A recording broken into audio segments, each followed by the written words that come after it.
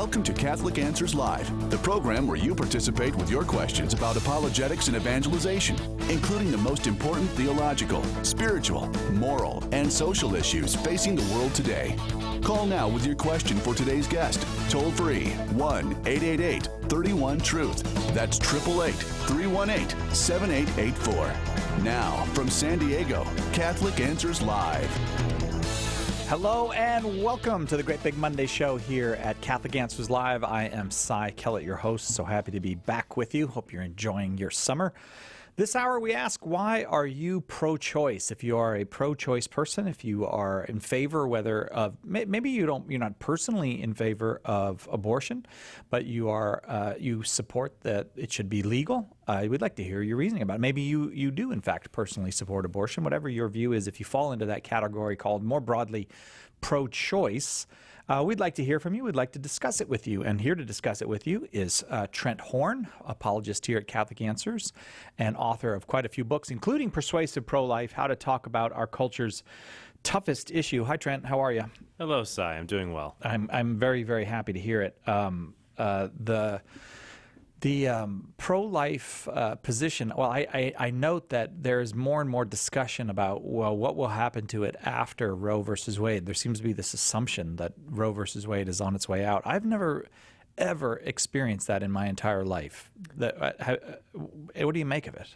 Well, I think there's a lot of buzz about Justice Kennedy's retirement from the Supreme Court and the confirmation hearings, and who knows when they'll take place, to replace him with Brett Kavanaugh. And so people are always prognosticating, trying to figure out, one, will he be confirmed? And two, if confirmed, how would he vote on the court? And so there's many people are saying that if he is confirmed, that in many cases, since Justice Kennedy was a prominent swing vote on the Supreme Court, that there would now be, in the minds of many, including those who don't want Roe v. Wade overturned, there would be now 5 justices who would overturn the findings in Roe versus Wade, or later cases like Planned Parenthood versus Casey.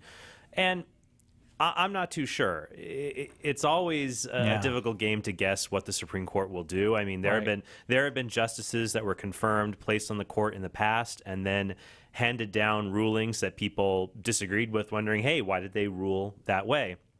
But more in particular, even if the Supreme Court reversed Roe versus Wade, Roe versus Wade is not a law that says abortion is legal in the United States. It is a court ruling that prevents states from outlawing abortion. So it's a ruling that prevents states from passing laws. So even if Roe versus Wade is overturned, individual states can still pass their own laws related to abortion, whether it's in favor of abortion or against abortion, varying degrees. That's what we had in the United States prior to Roe versus Wade. Abortion was generally legal in states like California, Colorado, Hawaii, New York also, at least after 1970.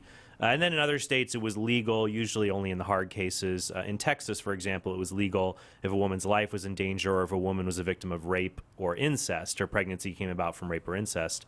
And that's why Jane Roe in Roe v. Wade, or Norma McCorvey, originally tried to get an abortion in Texas by saying she had been raped, but there wasn't enough evidence to substantiate that. So yeah, it's interesting. I was seeing on the news side that Jeffrey Toobin, who is an analyst for CNN, they often bring him on to talk about this, he made the claim, and this will be interesting, he said, 18 months it's gone. Really? Yes, and one who has studied other people and other religions, of course, and people who claim to know the future and things like that. In history, people who make such specific conclusions and predictions tend to not bear out well. So we'll see. But even if Roe is overturned, it'll still go back to the states. And many people are still in favor of abortion to certain degrees. Now, they vary. And that's why if you're pro-choice, if you think abortion should be legal, love to hear why. Call in and we can just talk about that, because that's the conversation we will need to have, especially if Roe is overturned. More people, more states will be having these kinds of conversations about whether abortion, should it be legal? Should it be completely legal, or maybe restricted only a little bit? And if so, how much? 888-318-7884 is our number. If you are a pro-choice person, we're holding the lines for you today. If you're a pro-life person, well, you get pretty much every other day you get to call, so hold off.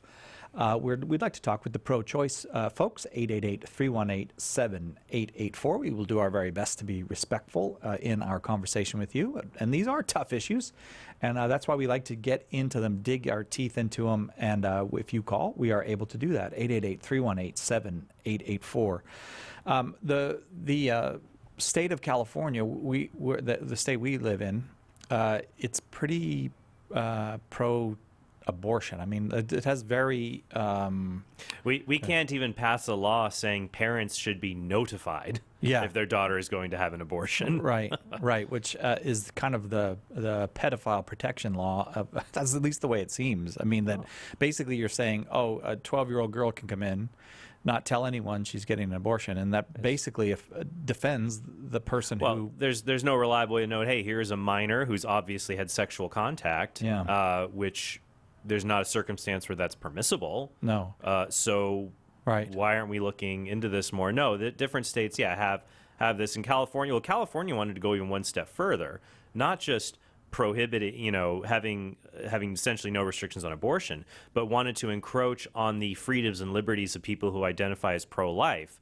That the state had passed a law saying that pregnancy resource centers, those who try to persuade people to not have abortions, had to advertise abortion services. Had to have a sign saying, we don't, advertise abortion services, you can get them from the state, and, basically compelling them to advertise for the very thing that they detest and try to give women resources to not choose. And so it was a trampling on their free speech rights. And actually, I think that has been placed on hold, or there's an injunction about it. Well, the last time I heard about it, I think that a judge on the California Supreme Court had put a hold on that. Or the Supreme Court. The United States Supreme Court. What am I thinking? Said no, they can't have that. That's right. I was stuck in the news cycle too far back. Now the Supreme Court, thankfully, has said that is an unconstitutional limit. Right. It started with the California Supreme Court, and there was kind of a disingenuous argument made for that, because people said, well, you allow in other states, for example, doctors have to give people information about about abortion. You compel doctors to say things, but I say that's disingenuous because these centers are not presenting themselves as providing a medical service. They're not saying, hey, we're a doctor's office. And so they're saying they're... Right. This legislation was narrowly targeted and crafted to only affect pro-life centers. You don't, for example, simply a low-income center, a low-income medical center was not required to have a sign that says you can get abortion assistance from the state. This is just focusing on pro-life centers and requiring them to disclose information about something that has nothing to do with what they offer. Telling people that you can have an abortion has nothing to do with offering prenatal care, with offering parenting classes and options. It doesn't have anything to do with that. Whereas when you go and speak to a doctor, when you go to a doctor to learn about a procedure, you have to provide informed consent. And there's a long history in legal traditions of the state and others putting forward regulations showing that, hey, if you're a doctor, you can't omit things that are relevant. You have to say things that, prior to 1969, doctors, and this changed in a case called Canterbury versus Spence, doctors would just say what they felt was important for you to know. Then after Canterbury versus Spence, informed consent laws said, no, you have to say what the reasonable person would want to know in a procedure. And so now, when it comes to abortion, reasonable facts related to what this procedure is. What is being aborted? It's a very serious procedure involved. And so even if doctors don't want to talk about it, this is something that gravely impacts a person's health and their well-being and their future. It's important for them to know. And yeah, you're right. I think it was disingenuous for the court to try to use those principles, try to apply it to pro-life pregnancy centers. 888-318-7884, the number. We are open for calls from pro-life people. If you are a pro-life person, pro-choice. No, pro-life is every other day. That's okay. You helped me on the Supreme Court. I'll help you on Thank this. you. We're helping each other. If you're a pro-choice person, if you are a supporter of Roe versus Wade, or if you're a supporter of of choice, whether you support it morally or not, if you support it legally. We'd love to hear from you and talk with you about your reasons for your pro-choice position. 888-318-7884. 888-318-7884. As I said, Trent Horn's book is, among his several books, but the one that's probably most pertinent today is Persuasive Pro-Life, How to Talk About Our Culture's Toughest Issue. And just for today, they're going to put it on sale, $5 until midnight tonight. Save $12 on the book at shop.catholic.com. So if in the course of these conversations you'd like to get Trent's book and read what he has to say on this topic, it's a very, very helpful book, and $5 is a crazy good price. Normally sells for $17. Just go to shop.catholic.com and get your copy before midnight tonight for just $5. The leading Catholic voices are on EWTN Radio. I've got a few things here and there that I've learned along the way, and I like to do it. Plus, I'm always studying history, so I try to bring in some of the historical perspective, especially at a time in our history when people don't know much history anymore. Open Line with Father Mitch Pacwa, Wednesday afternoon, 3 Eastern on EWTN Radio.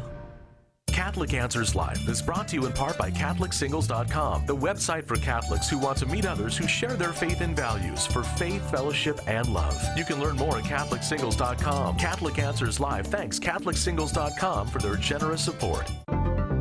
Homeschool Connections, an online provider of courses for your Catholic homeschool, is a sponsor of Catholic Answers Live. Homeschool Connections website is homeschoolconnections.com.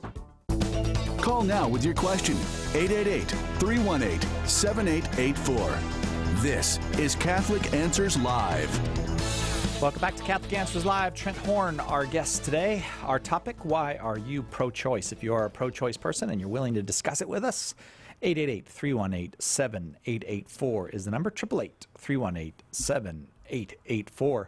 Lots of calls, Trent. Ready? Sure. All right, let's go to Lance in Oklahoma City, listening on 100.9 FM. Lance, why are you pro-choice? Hi there. Thanks for having me on the show. So I have a pretty strange position, but I know that there are many other Christians out there that would agree. I'm actually anti-abortion, but I'm pro-Roe v. Wade. I know that's really strange to say, but I agree with the legality of abortion, that a woman should have the right to privacy in her person, according to the Fourth Amendment to the Constitution, where she shouldn't have to go to a back alley or fall down a flight of stairs or take a cocktail of drugs just to self-abort, that it should be the woman's right to privacy and her right to medical care if she wants to make that decision. Now, do I agree with that decision? No. I've actually been to several pro-life rallies and have voted for pro-life candidates for public office. But I would say that because I don't want a woman who's already going to make that decision, whether we have it legal or not, I would support her right to make that choice between her and her health care provider, rather than having to do something, totally harmful to herself, Lance, more than it already is, by falling down a flight of stairs or using a coat hanger. I see, Lance. I think I see where you're coming from here. You want to make the world, make it as safe as possible for the woman who is intent on having an abortion, yet you don't agree with abortion itself. So you want to make it as safe as possible for the woman. Do you think we should make it as safe as possible for the fetus? I do. So that's why I would support states like Texas, who, and I live in Oklahoma, where you have to go through mandatory counseling. I would say that nothing over 25 weeks, because it's just that's incredibly inhumane. But what about the fetuses? Time period. So, but the fetuses who are less than 6 months, the unborn children who are less than 6 months old, if we keep it legal, there's nothing safe about it for them. It's a procedure that's designed to end their life. Now, I think I understand Right, I understand the compassion here where you're coming from, Lance. That let me finish this thought, and then we can have a back and forth. I recoil at the thought of anyone doing something that could harm themselves. Whether it's a drug addict who does something that causes them to overdose and die. Someone who has postpartum depression and ends up driving them and their kids off a pier into an ocean or something. I don't want people hurting themselves. And I think it's good to make things safer for people so they don't hurt themselves. But here's where I've got a problem. Maybe you and I can work through this. Why should we make it legal so that it's safer for one person to hurt another person? I don't really I don't understand that. Like, do we ever do that with other born people? Can you give me an example with born people where we make it legal so it's safer for one person to kill another person? Do we ever do that with born people? I don't think so, but that would also assume that myself or the medical community at large or anyone else out there, your argument assumes that I agree that life starts at conception, which whether or not I do or do not, But I think that does matter, because if the unborn are not human beings, then your position is absolutely sensical. It makes total sense. If the unborn are not human beings, we should make abortion as safe as tonsillectomy or as safe as appendectomy, as safe as any other medical procedure. But if the unborn are human beings, to me it makes no sense that we'd make it legal just so that it's safer for a bigger person to kill them. Like, imagine if I said, well, people are going to rob banks even though it's illegal, so maybe we should make it legal so that it's safer for the bank robbers. That doesn't make sense. We don't make it legal so that it's safe, so someone is more safe when they're harming another person. So I think, don't you think we have to answer that question, what are the unborn, before we answer the prior question about safety? I do. And again, that would be a more moral argument rather than a legal argument, because you said a couple times, why would we make it legal, as if it's in the future tense? Well, it's not. We're not making anything legal. What we're doing is I could rephrase it. Why should we keep it legal for a big? But it's the same. It's the same point. Constitutionally, mm-hmm. Hold on. Let me make a point too. Sure. Constitutionally, it's been really, really hard for any branch of our federal government to take away a right once it's already given. Because if you go back and read Roe v. Wade, the decision, they didn't necessarily make an argument for the morality of abortion. They didn't say anything about whether or not life began at conception. They didn't say anything about whether or not. Right. They just talk about the right to privacy. Abortion at 6 weeks, 12 weeks, 12 hours until they're born. What they said was, if it's going to happen anyways, we need to make it legal for a woman to go to make a choice between her and her health care provider, right, rather than making that decision for her. And so that's the position that I argue from, is that the fact that the can of worms is already open, okay, then it's really hard to put it back in the bottle. I would disagree with that, though. I see what you're saying, Lance, and there is a principle in jurisprudence. It's called stare decisis, the idea that cases should normally stand, that normally precedent should be followed. But there is quite a history in case law, in Supreme Court jurisprudence, where cases are overturned. I mean, in 1922 in Buck versus Bell, the Supreme Court said that you could sterilize the mentally handicapped against their will, and that actually continued for decades, even after that decision. Another one that I show where there's like a reversal, I think it was back in 1986 in Bowers versus Georgia, I believe was the case, where the court ruled that states could outlaw sodomy, could outlaw sexual behavior between men. And then later, that was overturned in 2003 in Lawrence versus Texas.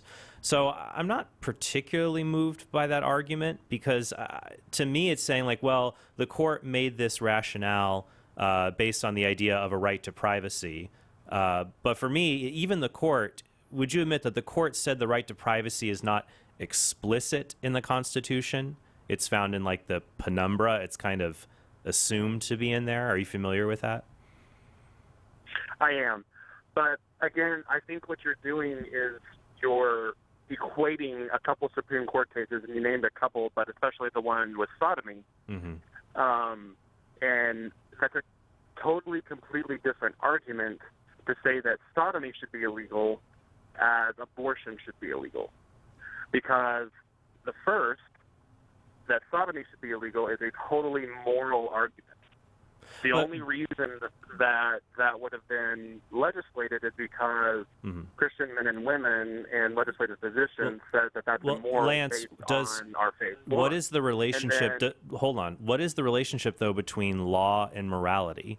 Doesn't the law deal with making very immoral things illegal?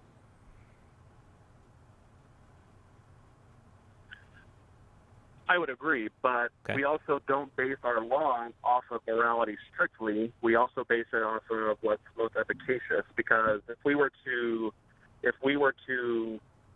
legislate all kinds of morality, then doesn't that differentiate between separation of church and state, and also between religious liberty, which I'm sure that most pro-life people would agree with?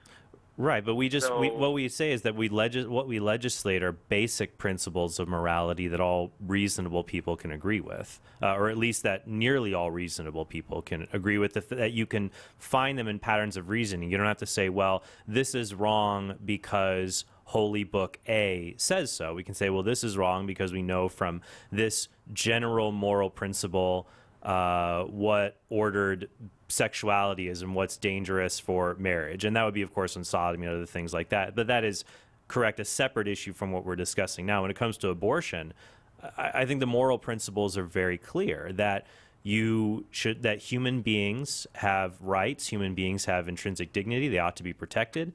There have been other cases.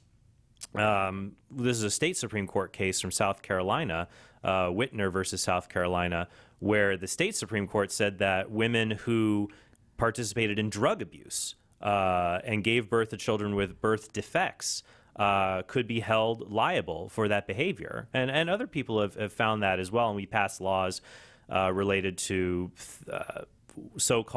unborn victims of violence acts. These are laws where if a woman is pregnant and she's attacked and her child dies, the attacker can be charged with manslaughter in about 38 states and under federal law. So it seems to me the problem is we have Roe, we have Planned Parenthood versus Casey allowing abortion, but we have then contradictions with a lot of these other laws where a fetus does have certain interests. So I think it's perfectly fair for these issues and these questions to be brought to the Supreme Court again to say, hey, why don't we let the states sort out how fetuses, how unborn children should be treated? And I think, though, it's very weak to just simply go to a right to privacy, because even in states like Oregon, we have assisted suicide. Their doctors still have to sign off on things. You can't just do anything you want under the guise of privacy, especially when it involves harming other human beings. So I've actually covered this in great detail in my book, Persuasive Pro-Life. That might be another resource you could always check out when I talk about different cases and things like that. Thanks, Lance. Appreciate the call. It's our lines are open just to pro-choice folks today. If you are a pro-choice person and would like to share with us your reasoning about why you are pro-choice, please give us a call, 888-318-7884. We go now to John in Boston, Massachusetts, listening on 88.5 FM. John, why are you pro-choice? Very similar. First of all, hi, how are you? Very well, thank you. Similar to the last caller, in my life personally, I'm pro-life. And, we weren't living quite the way God would like us to. My wife was pregnant while we were engaged before marriage, and abortion was never an option. When I meet God one day, I could never answer for that, for me personally. But similar to the last caller, there are people who are going to make this choice, incredibly difficult choice, for whatever reason. And I agree that we need to make it not as easy, but as safe for that person. And I heard your argument of, well, what is the fetus's rights? I think a huge issue is, when does that fetus become a person? I don't support late abortions ever. My argument, when I've argued with people who say, well, it's a person, I don't know when that cutoff is, but I don't think at conception it is a person. Well, John, let me ask you one quick question before we go to break. Do you think it's a good idea for us? Well, we're going to have to go to the break now, so hang on, John? Hang on for a sec. We're going to come back to you after this break, but I think we can show that even if other people disagree, making abortion safe for the person pursuing it isn't a valid reason for keeping it legal. Stay on the line. We'll discuss that more after our break. We're discussing life issues today with people who say they are pro-choice. If you're pro-choice, give us a call, 888-318-7884. Right back after this. We're ready and waiting for your call today on Catholic Answers Live. Talking about abortion can be scary, but so is anything with which you're unfamiliar. People need to learn how to talk about abortion in ways that inspire confidence in the truth of the pro-life position. We must talk about abortion because we are afraid. Persuasive Pro-Life: How to Talk About Our Culture's Toughest Issue is the new book by apologist Trent Horn that teaches you to face those fears, to engage in sustained and meaningful dialogue with the goal of persuading others. Field-tested on college campuses, Persuasive Pro-Life will help you to change people's hearts and minds and begin to build up a pro-life culture in today's world, one person, one conversation at a time. Order your copy of Persuasive Pro-Life: How to Talk About Our Culture's Toughest Issue today by calling 1-888-291-8000, going to Catholic.com, or asking for it at a good Catholic bookstore in your area. Also available as an ebook. In a culture that worships the pursuit of sexual pleasure, the Catholic Church's teaching on contraception can seem archaic and unintelligible. Its critics say it is outdated, theologically unfounded, and even harmful. And even faithful Catholics can have difficulty explaining this moral teaching. Catholic Answers is out to change all that. That's why we've just released Trent Horn's dynamic new DVD, The Case Against Contraception, using scripture, papal and magisterial teaching, natural law, and new insights provided by social science and medicine. Trent put forward a compelling case for Catholic teaching with his trademark charity and persuasive graciousness. Be prepared to give a defense. Order your copy of The Case Against Contraception today by calling 1-888-291-8000, logging onto the shop at Catholic.com, or asking for it at a good Catholic bookstore near you. Hi, this is Dr. David Anders. What's stopping you from becoming a Catholic? Let's talk about it on Call to Communion tomorrow at 2 p.m. Eastern on EWTN Radio. Now, back to Catholic Answers Live.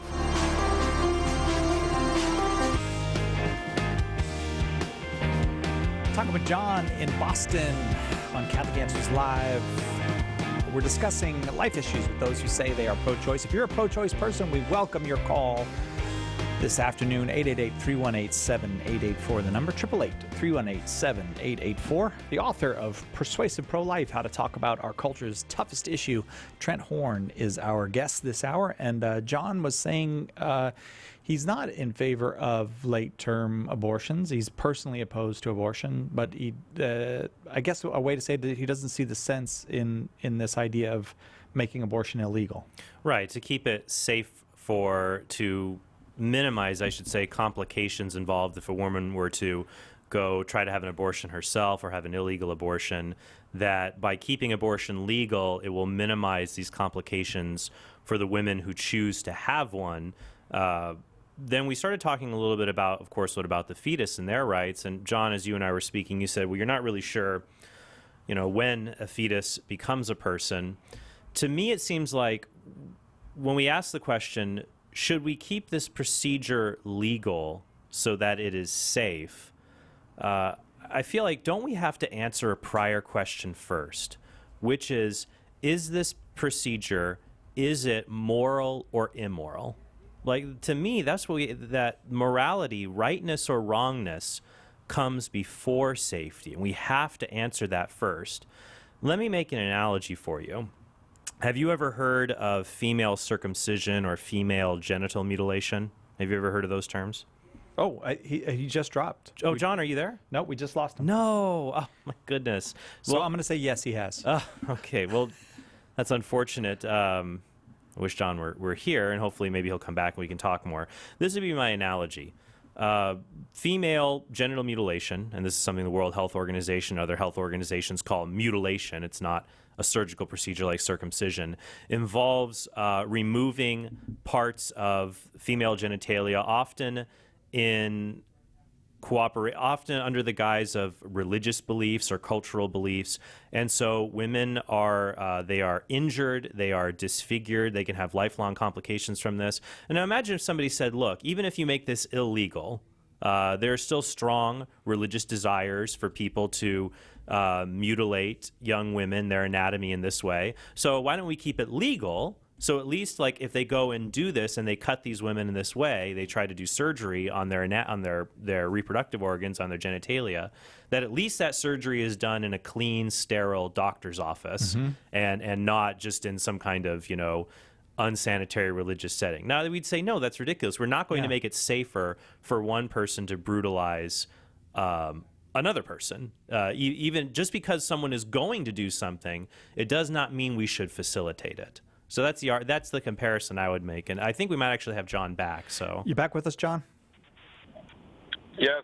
Sorry, I don't know. Maybe I was driving through a bad area there. Something got dropped. Okay, John. Did you happen to hear anything that I said in the past few minutes? I did. I hear your point, and I think it's a good one. However, I don't think it's brutalization or immoral if we look at it again from the argument of, is it a person or is it not? And my argument here is maybe a little extreme, and maybe some of your listeners aren't going to like this, but a tumor, a growth, has DNA. Sure. It is living. It is in your body. Sure. However, that is not a person. Doesn't have a heartbeat. Doesn't have things that are necessary to make it a person. So at conception, there are cells that do have human DNA that are growing. But is that a person? Versus later on in the pregnancy, when this is clearly a human being, it reacts to outside stimuli. It's got a heartbeat. You can check the blood flowing. I remember going through the ultrasounds for my daughters, and you could see the blood flowing through the heart. And I think there's an issue there, and I don't know the answer to it. But where do we draw the line between this absolutely. is a person? Well, John, let's talk about that right now. First, when it comes just to anatomy and physiology, the heart, the unborn child, when they are an embryo, which is the first 7 weeks of life, during the third week of life, or about 18 days after conception, that is when the human embryo, that child, will develop a heart and start pumping blood. At around 8 weeks, the major body organs are present. The basic organs, major body organs, are present, and they begin growing more through there. At that point, at the 8th week after conception, is when we say this unborn child goes from being an embryo to being a fetus. These are all stages of development in the life of a human being. Now, my position is very simple. A person is a human being. For practical purposes, now you can talk theology, philosophy, and I'm happy to get into the nitty-gritty there, but just to make things very simple, persons are human beings. All human beings are persons. All human beings have equal rights and equal worth, and a human being is just an individual member of the species Homo sapiens. So you are correct that a tumor, there are sometimes, even in pregnancy, there can just be uncontrolled cell growth. These are called teratomas.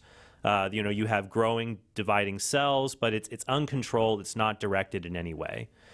But I would say that what makes someone a human being, whether you are an adult like you or me, or an infant, or an embryo, or a fetus, is that you are alive, you are growing, and you are on a path of development to become a mature member of a species. So if you can give something, I call this the NET test. If you can give it nutrition, the right environment, and time, can it become a mature member of a species? Sperm, egg, cancer cells, will always be sperm, egg, cancer cells. They're just tissue, they're body parts. But adults like you and me, infants, fetuses, embryos, yes, they may not reach maturity. They might die prematurely, but they are individual human organisms. And the thing is, John, nobody, even on the other side, disputes a human embryo and human fetus is a organism, that it's a member of the species Homo sapiens, that it's an individual biological human being. No one disputes that. So for me, if it is that, why not say it's a person, that it's developing, it's growing, and it could reach maturity at some point, but your value should not be based on your function, what you can do, but rather on your identity or what you are as just being a member of our species. What do you think of that as kind of a criteria?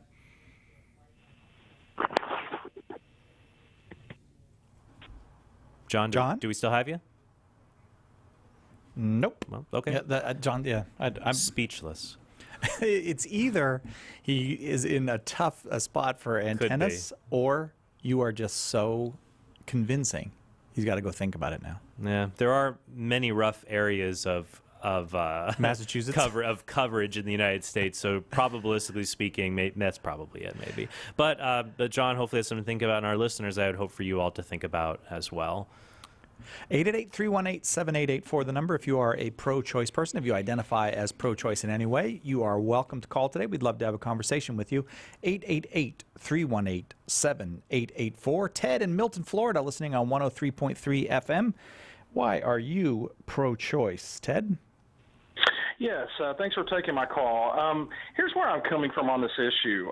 To my understanding of the Constitution, the Founding Fathers were essentially deists, and what they were attempting to do was to create a society that was essentially free from any particular sectarian dominance, including any kind of theological sectarian dominance. And the whole issue of making abortion legal or illegal, I think, in that regard, is less about all the complications of when does personhood begin and all that. Okay. Instead, it focuses strictly on the notion that one particular dominating sectarian theological worldview or interpretation of life cannot hold sway over everyone. It seems to me that that's why this issue needs to be decided on a choice basis, or at least it needs that the choice basis needs to be protected legally because of that original constitutional essence of what America was founded upon. So my argument is strictly from a legal point of view, not from a theological point of view. So, Ted, your argument is abortion should be legal because many religious people think it should be illegal? No. I mean, I don't know where you went with the logic on that. Or because many religious people believe an unborn child is a person. I'm trying to narrow this down here. Well, what I'm saying is that a Catholic sectarian theological point of view that interprets this issue in a sacred within a sacred context is not necessarily what it is not what the original framers of the Constitution. Well, Ted, I see what you're saying, but why don't we just use the same language that they did? So the framers said that all people have a right to life, liberty, the pursuit of happiness. The framers said all people have a right to life. Mm-hmm. Okay, so then we have to ask, well, who's a person? I think they're coming from the standpoint of all born people. Do you think did they think all born people had equal rights? Well, I would think that they would think that they're defining people as born people. How do you know that? You can't know that. Well, then, if you can't know that, how can you assert it so confidently? That's the thing. How can I assert what so confidently? Well, I mean, on the one hand, you said they mean born people. And I said, how do you know that? And you say, well, we can't know that. So you really would have to be more agnostic about the question. Yeah, right. My perception of that is that they were not necessarily dealing with the issue of unborn people. They were dealing with people who are living, who are born. Well, they would. And so that's not so much a theological issue as it is a legal issue. And so I think that's where they're coming from, and that's why on the one hand, I could be personally against abortion, yet at the same time recognize that the framers were attempting to create a society where abortion was not necessarily illegal. Right. So, but then it becomes, well, if we don't know what their exact intentions were, and my argument would be that when we do look at case law, at common law, both shortly after and before the time of the framers of the Constitution, there was a general consensus that abortion is wrong. I would commend you to look at Blackstone, Justice William Blackstone in England, that a lot of American common law is actually drawn from English common law. And there he referred to abortion as being a crime and misdemeanor under English common law. Later, after the time of the Constitution, when you have in the middle of the 19th century, you had laws that were prohibiting abortion drafted in places like Connecticut. The American Medical Association in the middle of the 19th century referred to abortionists as modern-day Herods. Herod, of course, being Herod the Great, who killed a bunch of toddlers on his way to trying to kill Jesus. So for me, that's one way that I would look at it there, that when people bring up the idea of, well, imposing one religion on everybody else, we have laws that prohibit shoplifting and stealing, but that's not an imposition of the commandment, thou shalt not steal. Much the same, you can have laws prohibiting murder, homicide, negligent homicide, all these kinds of things, even though there's a commandment, thou shalt not kill. And then we have to ask, well, just who do they apply to? What is a person? What is a human being? And I say, to keep the religion out of it, why don't we just use the most basic empirical definition of a human being we have, which is an individual member of the human species? So now we're just using a basic moral principle that regular people agree with, and a scientific definition for who it applies to, which would be human beings from conception onward, members of the human species. Basic principles, scientific definition, no imposition of religion. And I think we can proceed quite well from those foundations. But thank you for calling and sharing your view with us. Thank you, Ted. We appreciate it. If you're a pro-choice person and you'd like to discuss why you are a pro-choice person, why in your life that makes sense, what your reasoning is, we'd love to discuss it with you. 888-318-7884 is the number. If you prefer the spelled version, it's 888-31-TRUTH. I have in my hot little hand here, Trent, a book edited by Todd Agliolaro. Do you know Todd? Are you familiar with him? We cross paths every now and then, but do be careful. Paper has a low ignition point in your hot hands. Oh, but my hands are not that hot. It's the book that's hot, and it is warming your hands because it's flying off the shelves. It is. Inseparable, 5 Perspectives on Sex, Life, and Love in Defense of Humanae Vitae, with a foreword by Cardinal Raymond Burke. We're joined now by Todd Agliolaro, who heads the press here at Catholic Answers, the director of the Catholic Answers Press. Hi, Todd. Hey, Si. Nice work on this. I'm looking at this. I have a sheet of a full sheet of various bishops, archbishops praising Inseparable. Why do you think they're doing that? Well, we're grateful to them for that, for sure. I think it's a great book. I think that's why they're praising it. You know, with the anniversary, with the 50th anniversary of Humanae Vitae that we just celebrated, we thought there was a really strong need to come out with a fresh defense of Catholic teaching on life and love.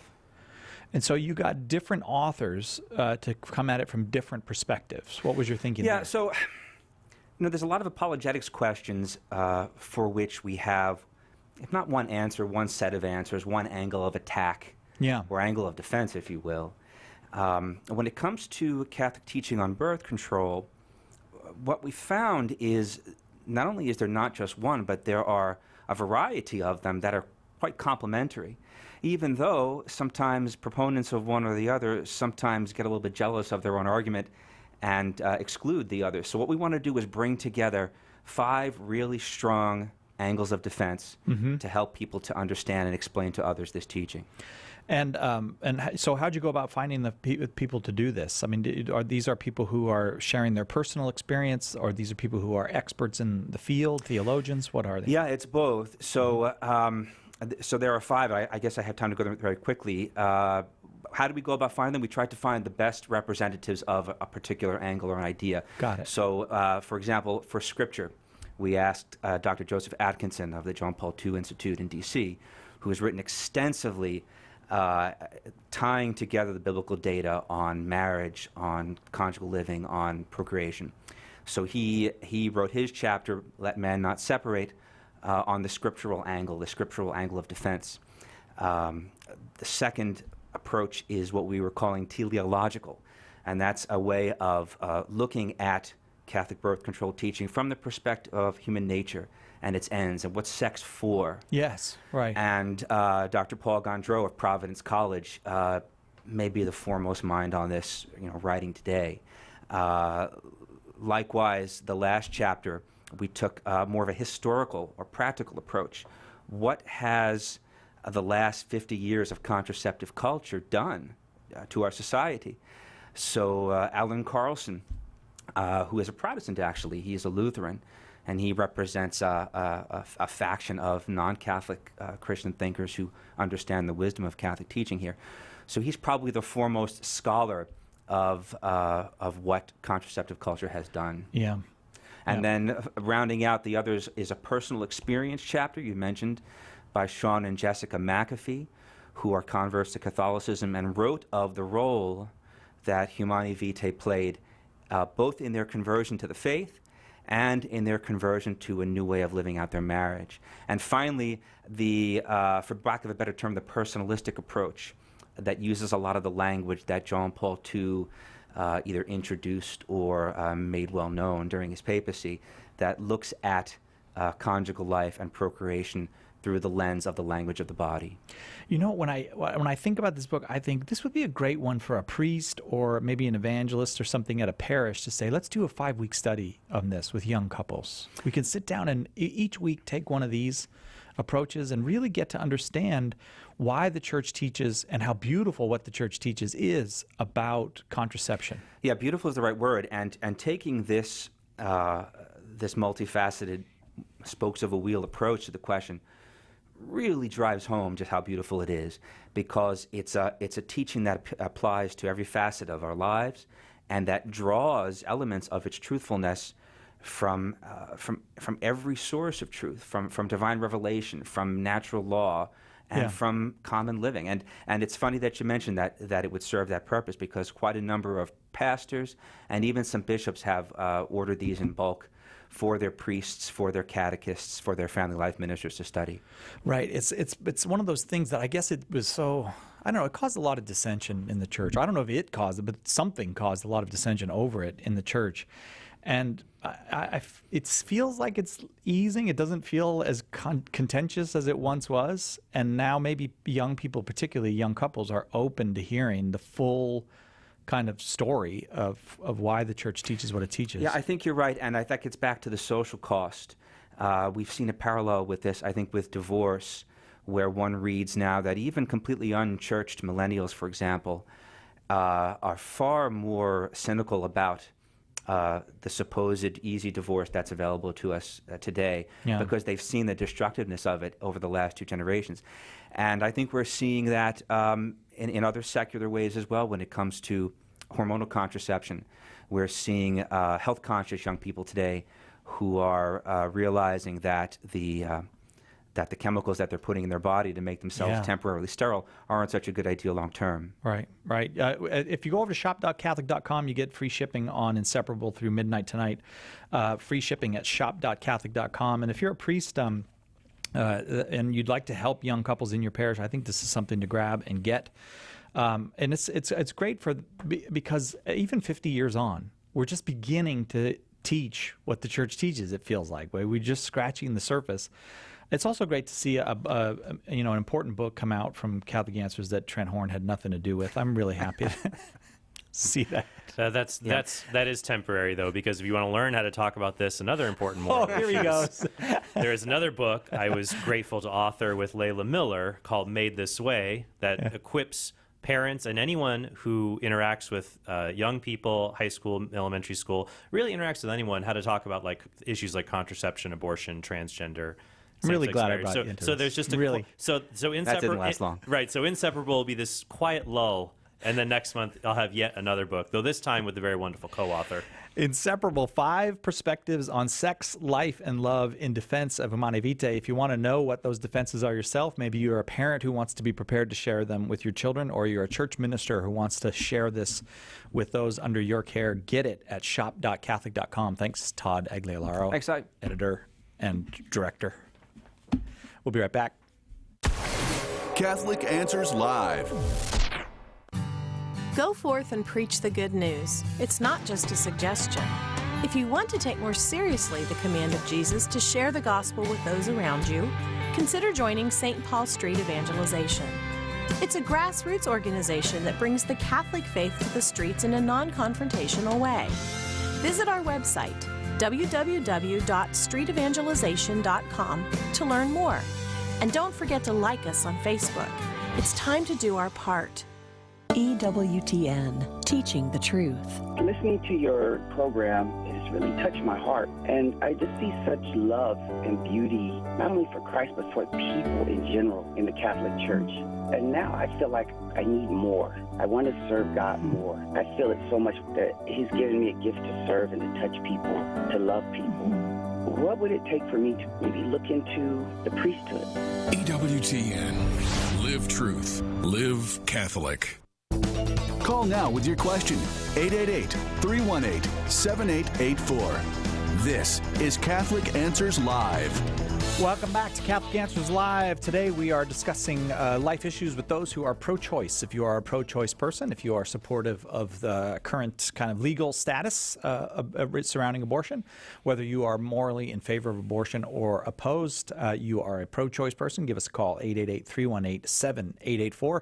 And we will continue the discussion into the next hour. So if we're not able to get to your call this hour, don't worry. We'll get to you next hour. We'll do our very, very best to get to everybody. You've got time to dial. You've got time to get in the queue. 888-318-7884. Eric in Indiana, listening on 89.7 FM. You are up. Why are you pro-choice, Eric? Yes, I'm pro-choice because I believe people have the right to decide. Women have the right to decide what to do with their own bodies, and I think having a unplanned child can change one's life course dramatically, and especially in the and in instances of unwanted sex, it's unfair to force, have a woman be forced to carry on a pregnancy that she didn't want, and it's also unfair for the government or other religious institution to tell women what they should do with their own bodies. Okay, let's let Trent respond to Eric, because we are coming up near the top of the hour. Yeah, Eric, I think I see what you're saying. Who can tell me what I can and can't do with my body?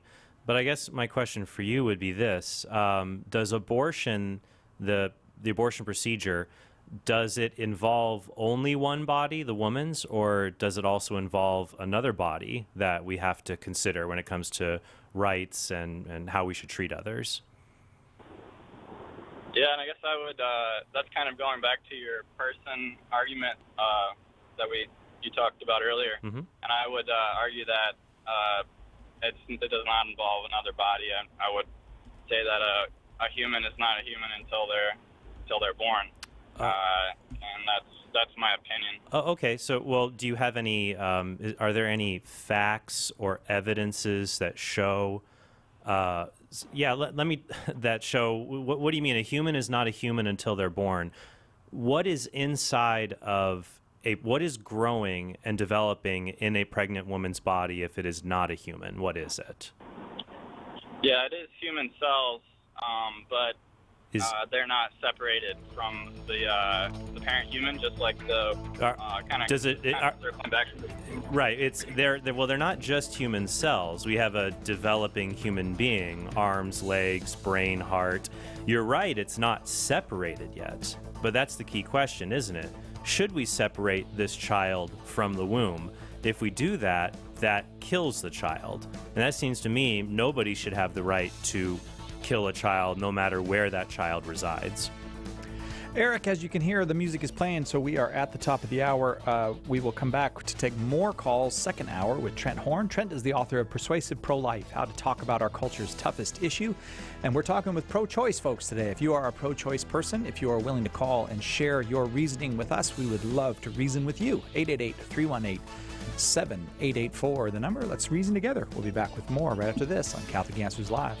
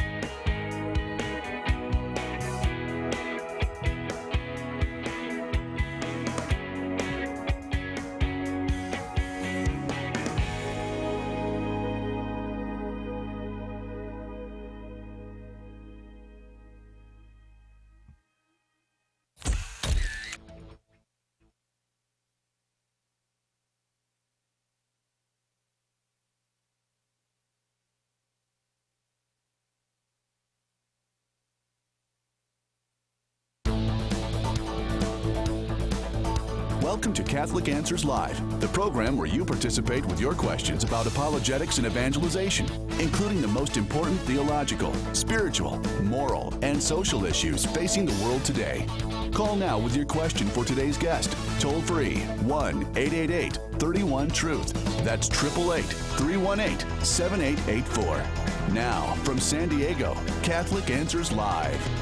Hello and welcome back to Catholic Answers Live. I am Cy Kellett, your host, joined in studio this hour by Trent Horn. Trent is the author of many books, but what may be most appropriately for today, he's the author of Persuasive Pro-Life, How to Talk About Our Culture's Toughest Issue. He's also an apologist here at Catholic Answers and speaker extraordinaire, and you can watch him debate in various debates on YouTube and places like YouTube. Are there places like YouTube? I don't know, but you can. They're all out there on the interwebs. Trent Horn, thank you for being back for a second hour. Always glad to be here, Cy. Though you did traumatize me earlier when you were taking my Council of Trent podcast T-shirt and turning the cartoon image in my face into some kind of a puppet. It just hit me that I could, while you're sitting next to me, I could have a little Trent puppet that would talk to you. And I don't know why that hit me, but surreal indeed. But it's going to keep happening now because I find it hilarious. Well, if you want to keep doing it, that's fine. And for those of you who would like your own Council of Trent T-shirt to be able to have your own Trent Horn puppet at home, you can get one if you become a premium subscriber to my podcast, Council of Trent, and that's available at TrentHornPodcast.com. This week, I'm going to be releasing a podcast analyzing what happened with the change in the Catechism and Pope Francis and the death penalty. And also, as a bonus to my subscribers, the premium subscribers, I'll be taking their questions on excommunication. And if you become a subscriber to the podcast, I can take your questions, too, on all kinds of future episodes. So if you want to learn more, go to TrentHornPodcast.com. Our number here is 888-318-7884. Our topic this hour, why are you pro-choice? If you are a pro-choice person, we welcome your call. If you're a pro-life person, then hang on for another time. As a matter of fact, pretty much any other time you are welcome to call, but we want to hold the phones this hour for those who are pro-choice, people who believe that abortion is a right, perhaps, or believe that even if it's not a right, it's legally mandated, and they don't want to change that law. If for any reason you have come to the conclusion that it is a woman's choice and hers alone, or hers and her doctor's, as is commonly said, about whether or not a child is to be aborted, give us a call, 888-318-7884. We love talking about it. We don't hide the fact that we are pro-life people ourselves, but we do believe that conversation is a great way to move things forward. 888-318-7884. We start this hour with Chuck in Michigan, listening on 90.9 FM. Chuck, why are you pro-choice? Hey. Hey. Hello. Hi, Trent. Yes? Thanks for taking the call. I've been listening the last 45 minutes. Sure. Thank you. I haven't had a chance to read your book yet, but there were some really good questions that came to mind. I wanted to ask you a couple of them. Go right ahead. As I heard you talking about reasons and how to evaluate the choice of whether to legislate abortion as legal or illegal, you brought up the question of morality. Mm-hmm. We should consider first the question of is it right or wrong, before we look at questions of whether it's actually a human that's alive or not. That's not exactly what I said. What I said before was... No, it's not. You're right. I mixed it up a little bit. I said the question about whether it should be safe, whether we should make a medical procedure safe for someone, we have to ask a prior question, which is whether this procedure is right or wrong, whether it violates anyone's rights or things like that, before we decide if we try to make the procedure safe for a person that's involved. You're right. Excuse me. I did confuse that. No problem. So then going forward, I'm trying to think. There's a couple issues that come to mind. One, United States government allows capital punishments, and it's also legislated by law. We're allowed to kill other members of the human species in acts of war. Mm-hmm. And I assume that this is done what government thinks and people think of generally as being for the greater good of society, so that an individual's rights as a member of the human species are put secondary to the rights of the community or society.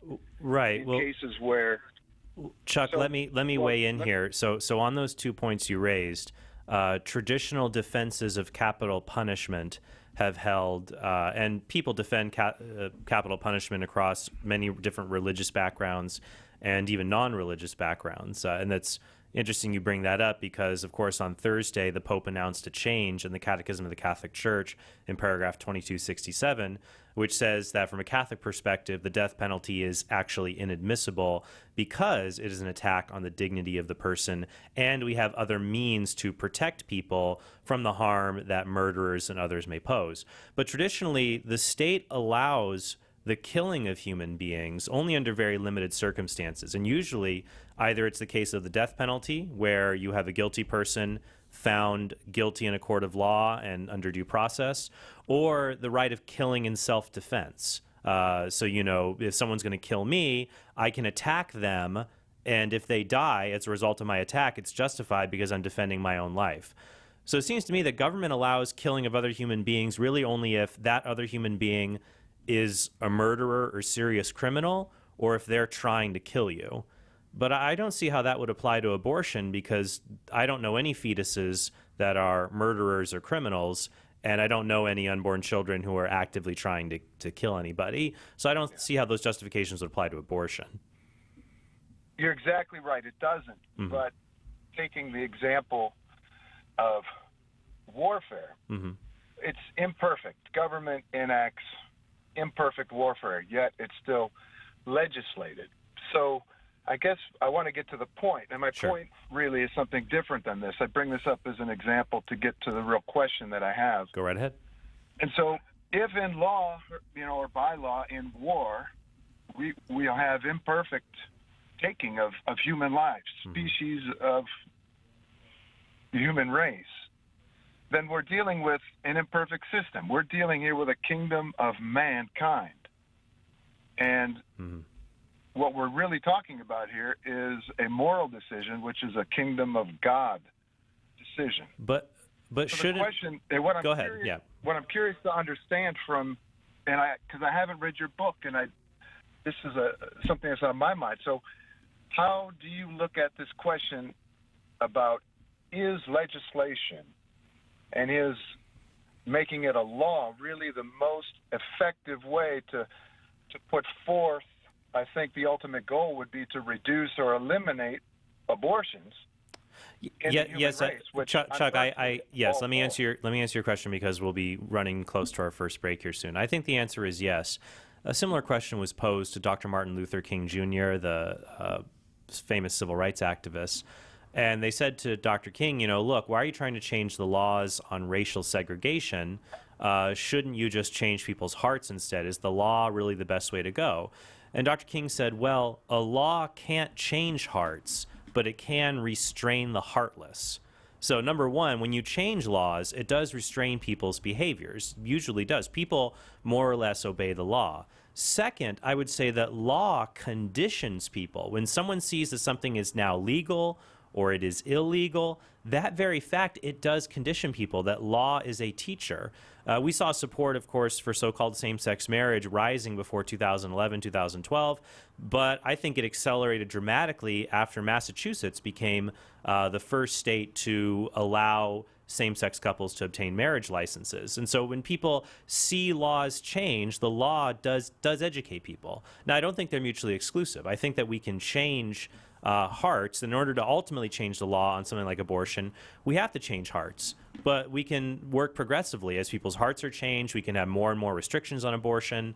Those restrictions change people's hearts on the issue, and it kind of creates a feedback loop, if you will. You change hearts, that change laws.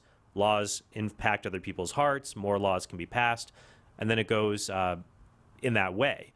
So the point you made, I think that if we look at it in that way, we see there's no kind of false dilemma or anything in that regard. That we can do both, and we should pass these laws and do what we can in a democracy to get to that point. So thank you for giving a call in. You know what, Chuck? Hang on, and I'd like you to give your address to Marie if you'd like, and we'll send you a free copy of Persuasive Pro-Life since you expressed an interest in reading it. That's okay, right? Yeah, that's totally fine. Okay. You scared me for a minute there. You look like I wasn't supposed to be giving the book away. Well, it's your copy you're giving away, Si, so it should be. Actually, I stole this from you, but okay, you can have my stolen copy. Chuck, just hang on, and we'll do that to you. You know, it takes a lot. We do discuss a bit of science. You even recommended that we root our understanding of our laws about abortion in science to some degree, because science does in fact tell us when life begins, and it falls into the complicated relationship between faith and science. Complicated mostly because I think there's an agenda out there to give us conflict, or to foment conflict between faith and science, and I thought you addressed that very well when a guy called before and said, well, because we have religious freedom, we shouldn't have laws against abortion. And it's not a religious freedom question. It's not a religious question at all. And we can learn a great deal from science about how, when, and why human life begins. And that's part of why we're having this big conference, September 27th through 30th here at the Hyatt Regency La Jolla in beautiful sunny San Diego. Faith and science, friends or foes? We don't think foes. I'll give you a little spoiler alert, but there's going to be wonderful speakers: Tim Staples, Jimmy Aiken, Carla Broussard, Chris Check, Father Hugh Barber. We'll have guests in: Stacey Trasankos, Father Terrence Ermond, Cardinal Raymond Burke will be there, and even our guest today on the air, Trent Horn, will be giving a talk. Room block was sold out already, but we got some more rooms at a similar rate, not quite as low, but you can still get a room for $1.79, $179 a night. Just go to CatholicAnswersConference.com and come on. This is going to be the biggest conference we ever had. Hope so. I'm very excited. We're going to cover a lot of great topics, and I will be giving a special talk on the human person and whether science has proven we're just a bag of molecules, or if there's more to us, an immaterial aspect of our existence. I really don't want to be just a bag of molecules. I'm really hoping you'll say there's more. You'll have to come to the talk to find out. I'm definitely coming to the talk. I'm going to be there for all of them. CatholicAnswersConference.com is where you go to sign up. Come on, we want you to be there. CatholicAnswersConference.com. Are you a coffee drinker? If so, you can now enjoy a coffee roasted to perfection by the Carmelite monks of Wyoming. Delicious Mystic Monk coffee is roasted and prepared by monks in a hidden cloistered monastery and is available in over 25 varieties. All Mystic Monk coffees are works of perfection and labors of love. For more information on how to purchase Mystic Monk coffee, visit mysticmonkcoffee.com. That's mysticmonkcoffee.com. The leading Catholic voices are on EWTN Radio. We do our best to keep you, well, connected to all the events happening in our one holy Catholic and Apostolic faith, from Rome to back home here in the U.S. and around the globe. It's also our goal to help each and every listener like you take this beautiful faith of ours out into the public square with great ideas on making a difference through engaging the culture. Catholic Connection with Teresa Tomeo. Tomorrow morning, 9 Eastern on EWTN Radio. Call now with your question, 888-318-7884. This is Catholic Answers Live.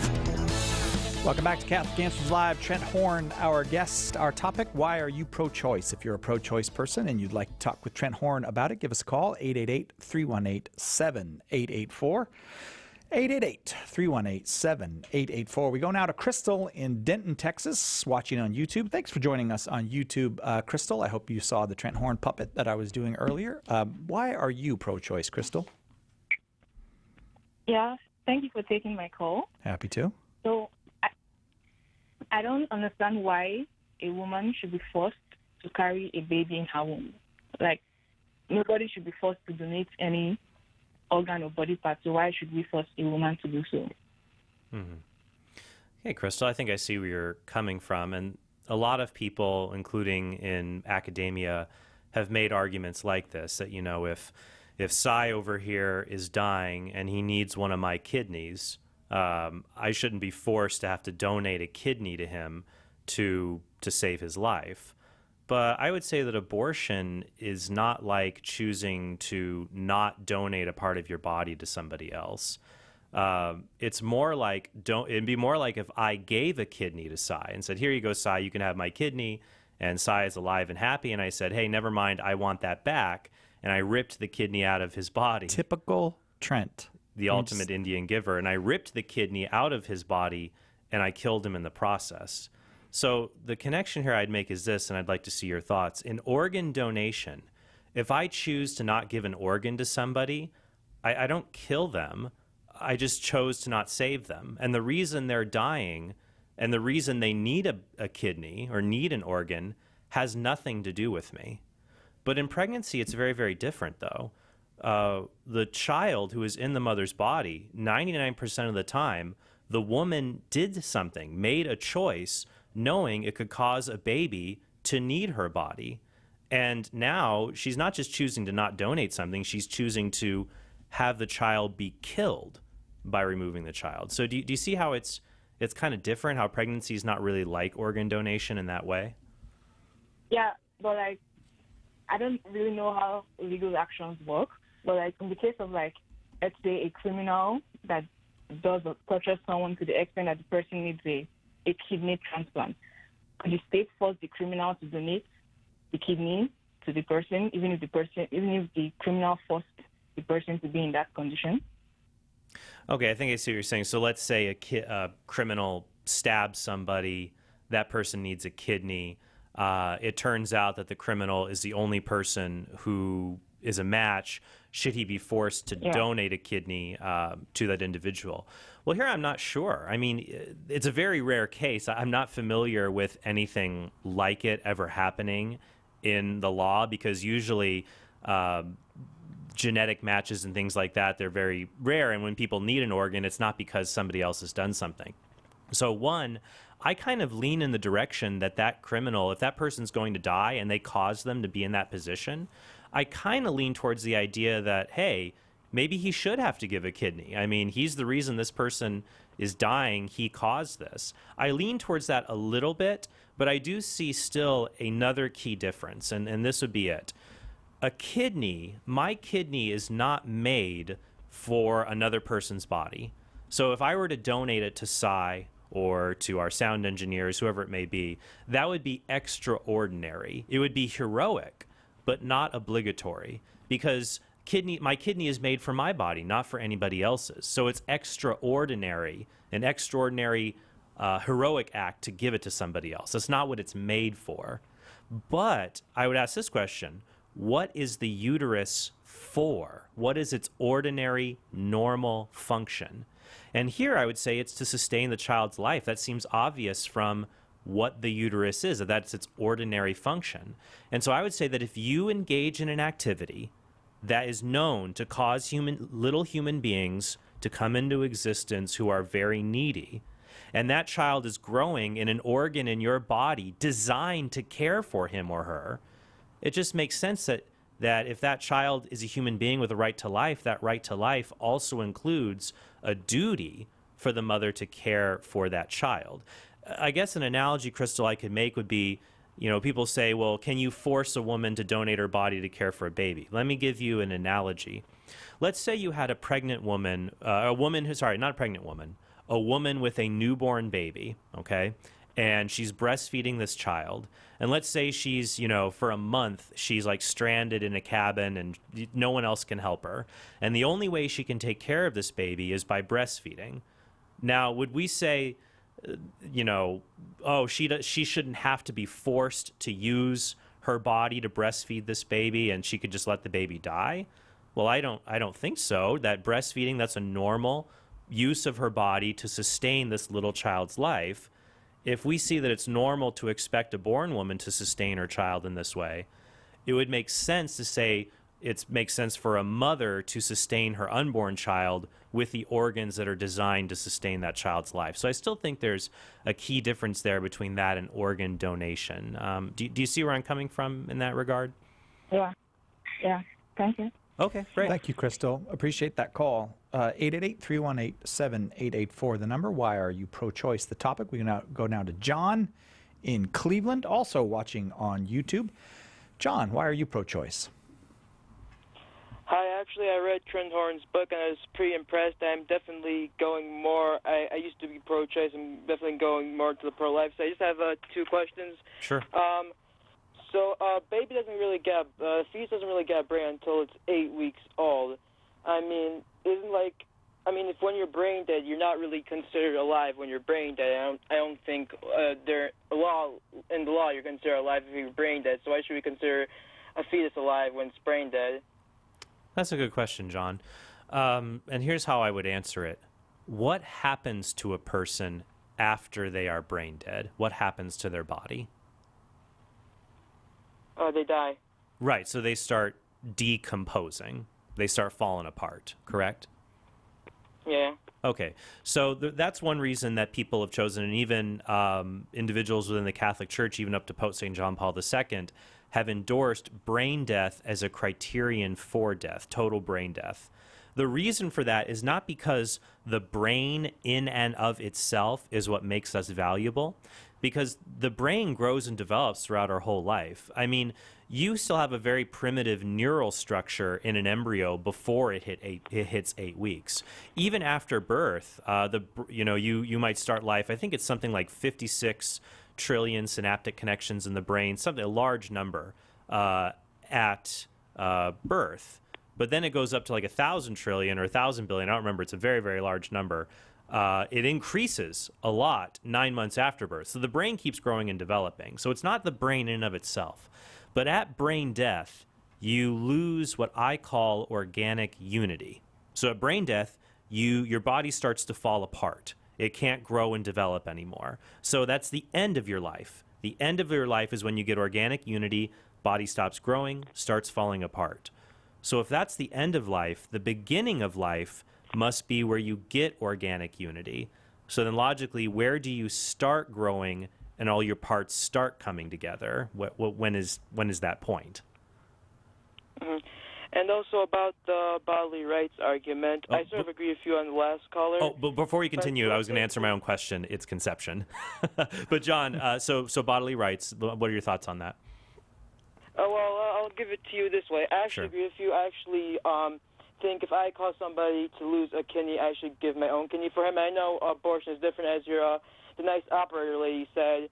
She sort of answered it for me. You're giving away something there. She's not really giving away, but still, I'll give you a case. If I go over to a person and body slam him, I got into a fight with him, and by mistake I become attached to him, according to law, am I required to stay on him? And this caused me that he's dependent on me because I body slammed him. Do I have the right to separate myself from him? According to law, do I have the right? And the only way that I could not be with him anymore is if I stab him. Do I have the right to do that or no in law? Well, in order to answer this legal question, I think Cy and I are going to have to watch some serious reruns of WWE Ultimate Wrestling because I'm not familiar with any of Jesse the Body Ventura's body slams resulting in the permanent biological conjoining with another person. That's a hypothetical, John, but it's a hypothetical that is from the Marvel or the DC universe. That can't happen in our world. Yeah, I think, John, I mean, we could talk about it in very abstract terms. And actually, I use a thought experiment like this in my book, Persuasive Pro-Life. What if there is this idea of being connected to someone and disconnecting from somebody goes back to Judith Jarvis Thompson in her 1971 essay, A Defense of Abortion. And in that, you wake up one morning, you're connected to an unconscious violinist, they need your kidneys to live, can you disconnect from them? Most people say yes. Okay, can a pregnant woman disconnect from her fetus? Well, no, the cases are different for X, Y, and Z. So in my book, Persuasive Pro-Life, I have something I call reverse violinist as a thought experiment. Because I think sometimes John, when we do these thought experiments, a lot of times the perspective you put yourself in changes the morality of what you think. And in most of these thought experiments with pregnancy, we put ourselves in the perspective of the pregnant woman. But what if we changed it around? Suppose, Cy, you wake up one morning in a hospital bed and you find yourself connected to an unconscious violinist. So just like Thompson's example, but I'll give it a twist. The doctor comes in and says, I'm very sorry. This violinist is a member of the Society of Musical Pranksters. They go out, they play music, they have too much to drink, and they know sometimes when they do this, they will prank one another and hook that person up to an innocent person. And guess what, Cy? You got hooked up to him. He knows this sometimes might happen. And the thing is, you're now dependent on his body. And then the shock of all of this washes over you, and you faint and you pass out. And our violinist wakes up and is informed of the situation. And he says, oh, this Cy Kellett from Catholic Answers Live, he has no right to use my body without my permission. Unplug him. And then you die. Does that seem fair? It doesn't. No, it does not seem fair. It seems like I die in a lot of these hypothetical scenarios that you come up with. I'm very sorry, because I just look around and it's either an example with you or one of the cameras in the studio that looks like R2-D2, and I can't kill off R2-D2. He's too cute. You're John, cute. You're cute too, but it's hard to get. It's hard to get to R2 levels of cuteness. I'm not cute enough to keep you from killing me off hypothetically. You could be tied with BB-8. I do like how you switched it though. Yeah. If you're the dependent party, it looks a whole lot different. It does. It reminds me. I think it's Rawls, John Rawls. You know, like where you reflective equilibrium, the veil of ignorance. The veil of ignorance. Veil we of could ignorance. maybe talk about that a little bit when we get back. Sure. John in Cleveland, thank you so much for that very thoughtful call. We'll be right back with more right after this. This is Bishop James Conley of the Diocese of Lincoln. Keep it right here on Catholic Answers Live. Talking about abortion can be scary, but so is anything with which you're unfamiliar. People need to learn how to talk about abortion in ways that inspire confidence in the truth of the pro-life position. We must talk about abortion because we are afraid. Persuasive Pro-Life: How to Talk About Our Culture's Toughest Issue is the new book by apologist Trent Horn that teaches you to face those fears, to engage in sustained and meaningful dialogue with the goal of persuading others. Field tested on college campuses, Persuasive Pro-Life will help you to change people's hearts and minds and begin to build up a pro-life culture in today's world, one person, one conversation at a time. Order your copy of Persuasive Pro-Life: How to Talk About Our Culture's Toughest Issue today by calling 1-888-291-8000, going to Catholic.com, or asking for it at a good Catholic bookstore in your area. Also available as an ebook. In a culture that worships the pursuit of sexual pleasure, the Catholic Church's teaching on contraception can seem archaic and unintelligible. Its critics say it is outdated, theologically unfounded, and even harmful. And even faithful Catholics can have difficulty explaining this moral teaching. Catholic Answers is out to change all that. That's why we've just released Trent Horn's dynamic new DVD, The Case Against Contraception, using scripture, papal and magisterial teaching, natural law, and new insights provided by social science and medicine. Trent put forward a compelling case for Catholic teaching with his trademark charity and persuasive graciousness. Be prepared to give a defense. Order your copy of The Case Against Contraception today by calling 1-888-291-8000, logging onto the shop at Catholic.com, or asking for it at a good Catholic bookstore near you. Hi, this is Dr. David Anders. What's stopping you from becoming a Catholic? Let's talk about it on Call to Communion tomorrow at 2 p.m. Eastern on EWTN Radio. Now, back to Catholic Answers Live.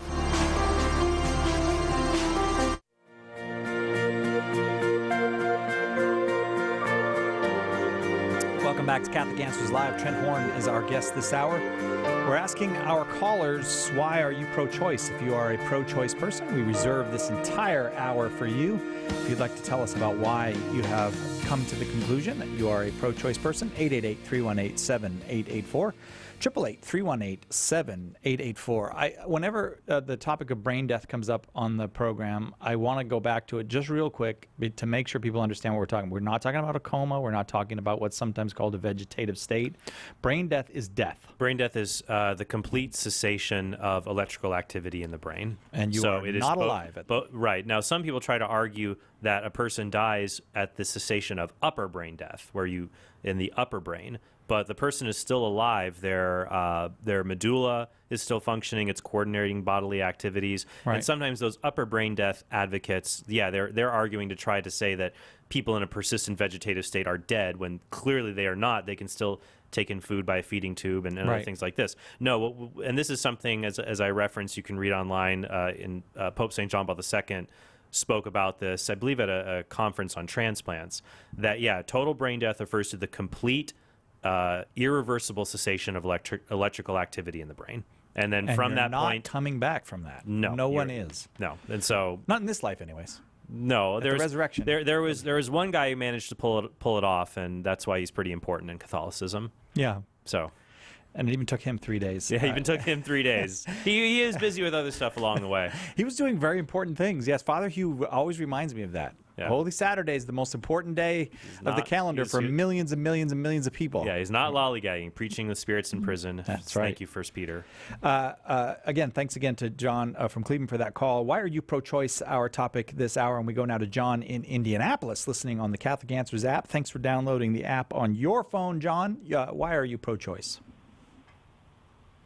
John in Indianapolis? Hi. Thanks for taking me call. Yes, can you hear me? Yes, we can. Happy to take your call. Why are you pro-choice? Yes, I think that when it comes to the dangers pregnancy has for a woman, it really comes down to a conversation between her and her doctor as to where that balance needs to be drawn. Some people are having extreme risks associated with the pregnancy, or other compromising situations that it's really just up between them and their doctor as to how far they're willing to. Oh, hello? Did we lose you? John, are you there? So, yes. Okay, here you are. Okay. Yeah, John, you're kind of coming in and out on us, but your point is that, if I take it correctly, that you would approve of abortion in a situation where the pregnancy was endangering the life of the mother. Is that what you're getting at? Not just endangering. I would say even putting them at risk of other permanent effects if they know that they're prone to, say, dangerous hernias, if they're prone to, like if they've had extremely risky pregnancies prior and the doctor thinks that another pregnancy might kill them. Okay. Even if they don't have any evidence of it yet. Or even in cases of people with severe cases of depression where they think that the hormones might cause the person to become suicidal again, anything Trent, like that. How do we respond to that? Is the baby's life maybe more important than the mother's life in these cases? Well, John, I think that's the first question we have to answer. And I think that's the primary one before we talk about whether abortion is acceptable if a woman's health or life is in danger and how we should respond to that. Because we have to ask, look, is the unborn a human being or not? If the unborn is a human being, then we do have two lives we have to balance who both have equal interests. But if the unborn is not a human being, then it doesn't matter whether it's a health reason or a social reason. The reason doesn't matter at that point if the unborn is not a human being. But, John, what do you think of this premise to start from? If the unborn child, if the fetus or embryo is a human being with the same basic rights as you or I, then should we treat the child with having equal interest to the mother? Should we treat both mother and child equally in trying to determine what we should do if the fetus or embryo is a human being? I would probably not agree with you on that. Okay, well that's helpful then. So we can just start with just the presumption, even if the child were a human being, we may not treat them equally. Here's a concern that I have. The argument you seem to be making is that, well, even if this child is a human being, a woman has a right to protect her health, and so she can obtain an abortion if she feels like her health is endangered. But to me, when we look, there's actually, this is a defense that was raised in early, sorry to go on a historical digression here, in 19th century English maritime law, so the law of the sea. In the 19th century, there were 5 sailors actually, who were stuck in a life raft, and they were worried they were going to starve to death, and they thought they were going to die. So they found the weakest guy among them, the cabin boy. I think his name was Richard Parker, actually, and they killed him so that they wouldn't starve to death. They were later rescued and then put on trial. And their defense was, well, we killed him because we were going to die if we didn't. We had no food, we had no supplies. And the court said, no, necessity is not a defense for murder. That even if you need to kill someone else to protect your own life or health, that's not a defense for taking the life of another human being. So I guess, John, I would make a distinction here that, let's say, so we have a pregnant woman, we have the child. With born people, we don't allow killing another born person to, protect my health or protect my life, things like that. Though we do allow actions that could result in another person's death without intending to kill them to protect life or health. Like if someone's trying to kill me, I shoot them to stop them. Or with pregnancy, even the Catholic Church allows the removal of an ectopic pregnancy where the child dies unintentionally in order to save the mother's life. So I guess those are two different things I'd raise. The difference between acting to combat a threat and the child dies unintentionally versus directly killing the child. Because it seems to me you're arguing for the mother could have an abortion just out of worry for any kind of a health risk. But, I mean, you would probably agree, should we allow parents to kill their born children? Since, what about postpartum depression? There's a small risk your child will grow up and murder you, Do you see where I'm saying that if we don't allow killing for born people for this reason, I don't see how it carries over to the unborn? Well, it was interesting you brought up self-defense there, because in that sense, we do, to some extent, allow it. If somebody is threatening you with previous bodily injury, right, you are able to use deadly force to stop it, even if you don't intend to kill them, if you're trying to stop the threat. And so it seems to me like the cases of pregnancy I described could fall under that. I'm not so sure, because there's what I was talking about, cases of necessity versus self-defense. Now, there are cases where someone is actively trying to kill me, and cases where the presence of somebody else is going to kill me. Cy, I have to kill you again for my. So, for example, if Cy Kellett and I were on the Catholic Answers cruise and the boat sank, which does not happen on Catholic Answers cruises. Sign up at CatholicAnswersCruise.com. So we were on the lifeboat and we managed to survive, but the lifeboat or the dinghy or whatever, it's leaking. It can only support two of us, and we're going to die in frigid water. I would not frigid Caribbean water. Okay, yeah, right. Shark infested. Okay, there we go. So if Cy and I are in the boat and it's sinking, because of our weight is too much, I would not be justified in pushing Cy out of the boat in order to save my own life. But if Cy had gone crazy with thirst and was coming at me, then I would be justified in trying to repel him, even if he were to die.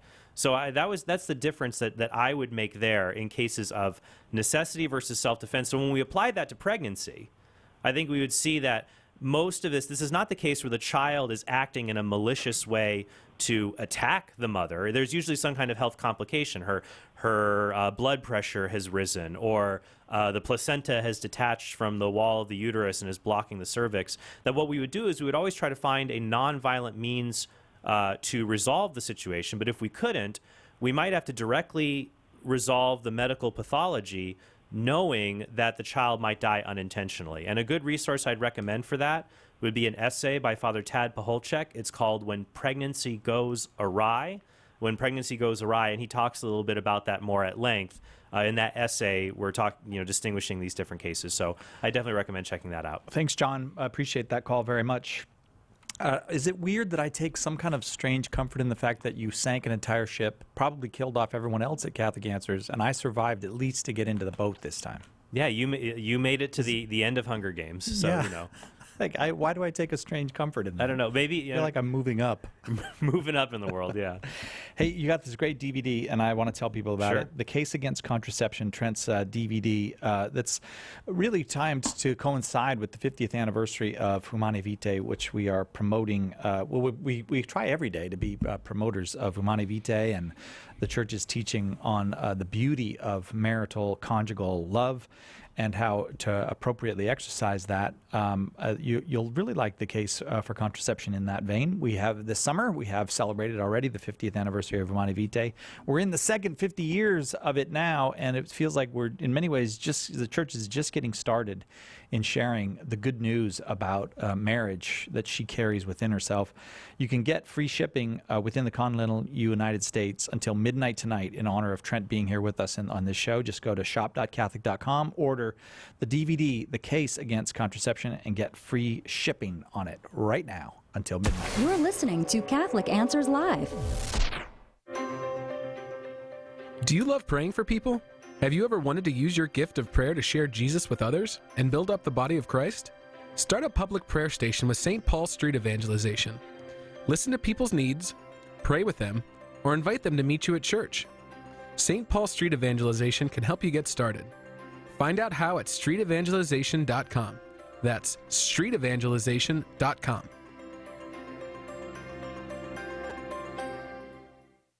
The wisdom of Mother Angelica. I come from the other side of the tracks, see? My uncle used to have slot machines. Put one nickel in and it's emptied. And I brought him home in a bag, and my mother looked at me. Where did you get all that money? I said, I won them. You didn't win them. He fixed the machine. I didn't care if he fixed the machine or not, you know? EWTN. Live truth. Live Catholic. Call now with your question. 888-318-7884. This is Catholic Answers Live. Welcome back to Catholic Answers Live. Why are you pro-choice? This hour, we are asking anyone who is pro-choice. If you'd like to discuss it with us, give us a call, 888-318-7884, 888-318-7884. Trent Horn is our guest this hour, and we're going to keep moving to try to get as many folks as we can in before the top of the hour. Phil in Iowa, why are you pro-choice? Phil? Hi, Phil. Are the phones working in Iowa? No? All right, Phil, we're going to come back to you. Don't give up. Sounds like he might be struggling to use get the phone to work right. But Judy in Waco, Texas, listening on Guadalupe Radio. Why are you pro-choice, Judy? Yes, hi. Hi. I'm pro-choice because I believe that if we don't have legal abortions, then there's going to be women that are exposed to illegal abortionists, quacks, as you would say, and we're going to have women that are dying. Mm-hmm. So, Judy, you think the answer that some women may choose to go have unsafe abortions, you think that yes, that you and think I know this from experience. Mm-hmm. You think that the best not my personal experience. But my father was a law enforcement officer, and in the 60s, he had a man that operated an independent motel on the north side of Waco, and came to him concerned because there had been people renting a room weekends, leaving lots of bloody sheets and bloody towels. Oh, wow. And he was concerned that there was something going on. And they staked it out, and sure enough, there was a man performing illegal abortions. Wow. And when they caught the person that he was performing the illegal abortion on actually nearly bled to death. And she wasn't able to have children. And her father was actually a very important person in Waco, and she was afraid to tell her parents. Right. No, that's very sad to hear about, Judy, and to hear these details about what happens when people try to take violent solutions to difficult life problems and go and see people like this, like illegal abortion providers. I agree with you that it's very disturbing.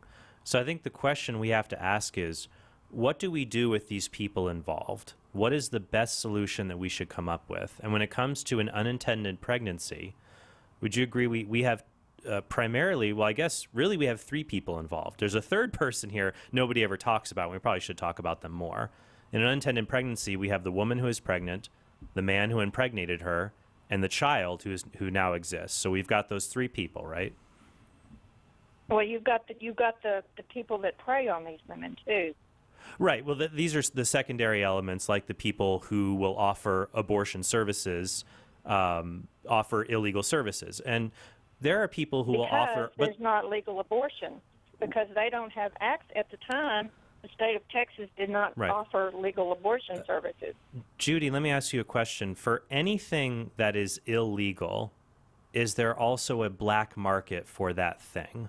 For example, murder is illegal, but there's still a black market in hitmen. Drugs are illegal, but you can find a black market for illegal drugs. For anything that's illegal, there will be a dangerous black market, right? You're changing the subject. We're talking about why I am pro-life. We're not talking about murder. Do you mean pro-choice? Pro-choice, excuse me. You're changing the subject on me. Well, here's what I'm trying to understand. You're saying you think abortion should be legal so that it's safer for the mother to end the life of her child. So she has the right to counseling, and she can make the choice under safe. She has access to counseling, and if she makes that choice, she gets to go into a clinic that's safe. Judy, why should we care? Between her and medical experts. Judy, and psychologists. Why should we make it safer for big people to hurt little people? Why? I'm talking about a person that is emotionally charged, that they don't know where to turn. Maybe the father of the child has stepped away from the picture. I'm talking about being able to have access to medical and psychological counseling. Judy, let me ask you another question, Judy. Can we offer medical and psychological counseling, medical treatment, psychological counseling, support? Can we offer those things in a way so that both the mother and the child live? We can. Then why don't we? Why don't we only do that then? Because a woman has the right to choose. Okay, Judy, if someone makes a choice, should they have to face the consequences of their choice? That's a moral issue, and I'm not going to pass judgment on anybody. You're not going to pass judgment on anybody. I'm not going to pass judgment on anybody. Do you think it's wrong to make abortion illegal? Yes, I do. Aren't you passing judgment? Well, I think, Judy, here's how I feel. I didn't ask how you feel. You interrupted me before I got to finish speaking. Go right ahead. Didn't you? You interrupted me. Go ahead. So let me finish my sentence. I believe that impoverished and very young women will not have the opportunity to get access to things like Planned Parenthood, other agencies that will offer them the counseling, the guidance, and the opportunity to say, yes, you can have your child. I mean, a lot of young, impoverished women may not even know how they got pregnant. All right, well, let me jump. Those are the facts of life. Okay, well, let me jump in here, Judy, because I think we have to get back to the main point with our disagreement. I know you said, well, you're not passing judgment and morality, but at the same time, I believe that we should make it illegal for human beings to kill other human beings. And you said that it's wrong to make abortion illegal in that regard.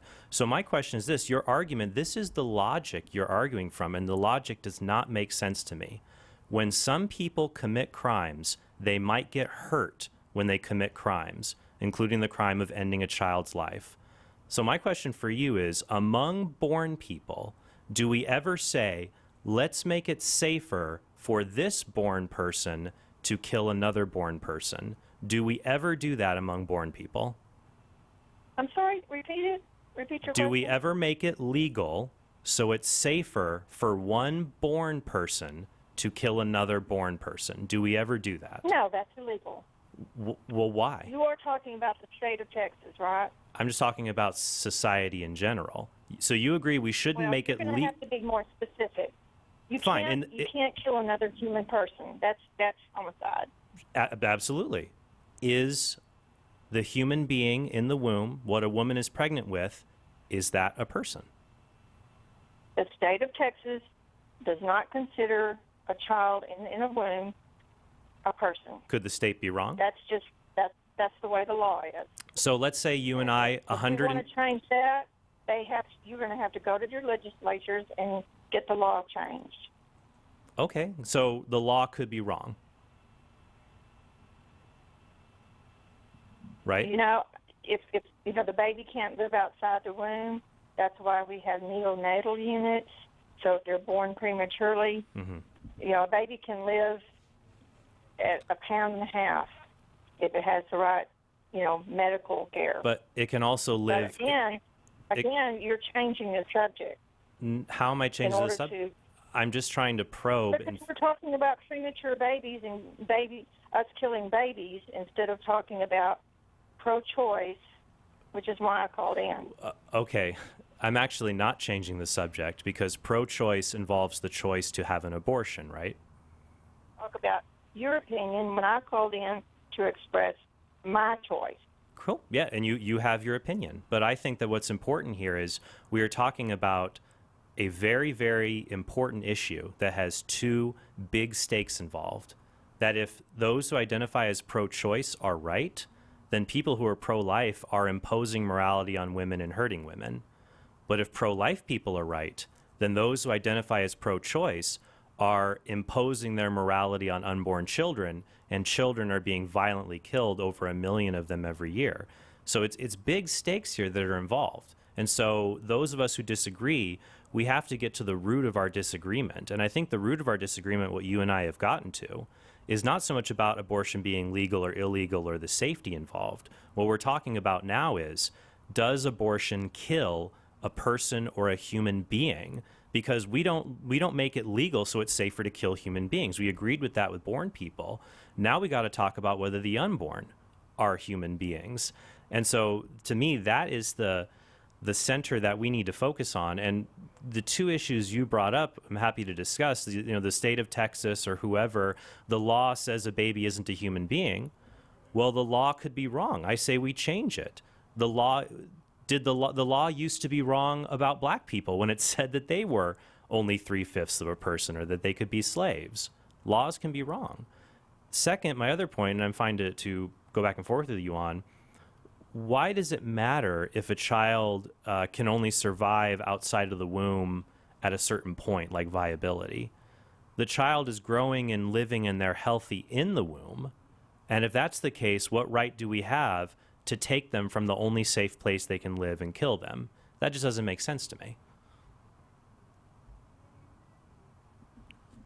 Judy?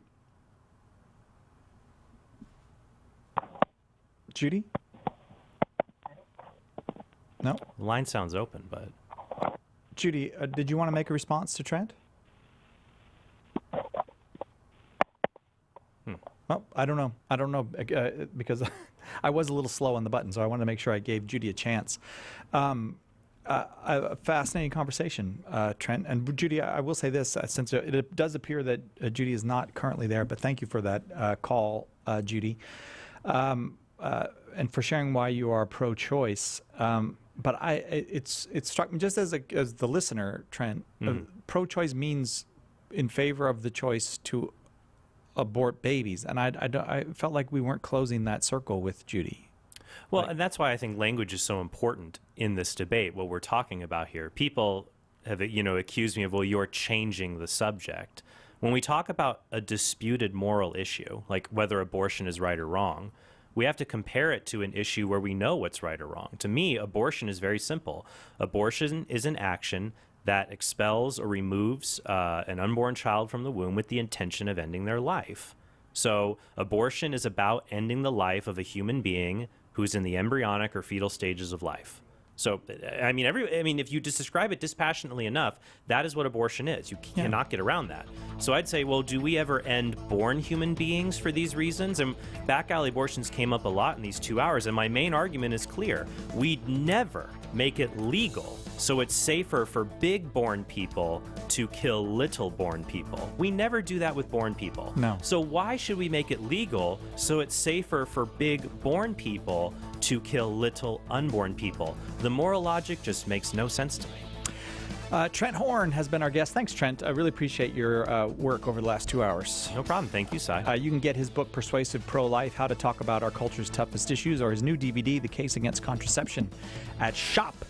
shop.catholic.com, and there are deals on both of those that you can find out about there if you go to shop.catholic.com. Tomorrow, Tim Staples is in for 2 hours of open forum. Any question that you've got on the life, the faith, the history of the Catholic Church is welcome. We'll see you then, God willing, on Catholic Answers Live.